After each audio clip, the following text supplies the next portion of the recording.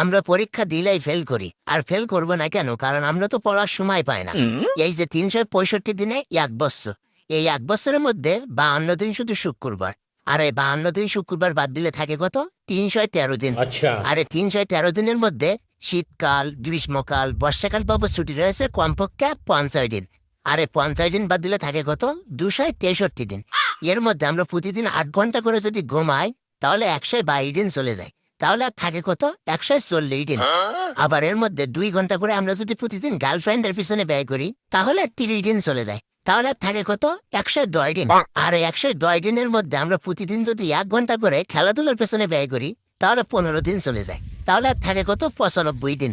আবার আমরা প্রতিদিন ২ ঘন্টা করে খাওয়া এবং গোসল করার পেছনে ব্যয় করলে ৩০ দিন চলে যায়। তাহলে আর থাকে কত? ৬৫ দিন। এর মধ্যে আমরা প্রায় পরীক্ষা দেয় খালি ৩৫ দিন। আর এই ৩৫ দিন বাদ দিলে থাকে কত? মাত্র ৩০ দিন। এর মধ্যে আবার ঈদ আছে, বিভিন্ন উৎসব আছে, কনসার্ট আছে, ই বাবদ ২৫ দিন চলে যায়। তাহলে আর থাকে কত? মাত্র ৫ দিন। আবার এই ৫ দিনের মধ্যে আমরা বছরে অসুস্থ থাকি খালি কমপক্ষে ৩ দিন। তাহলে এই ৩ দিন বাদ দিলে থাকে কত? মাত্র ২ দিন। আবার এই ২ দিনের মধ্যে আমরা বছরে তো কমপক্ষে ১ দিন ঘুরতে যাব। আর এই ১ দিন বাদ দিলে থাকে কত? মাত্র ১ দিন। এখন অনেকেই ভাবতে পারে, তাহলে আমাদের হাতে ১ দিন পড়ার সময় থাকে, তাহলে জন্মদিন কোথায় যাবে? এই জন্মদিন পালন করতেই তো ১ দিন চলে যায়।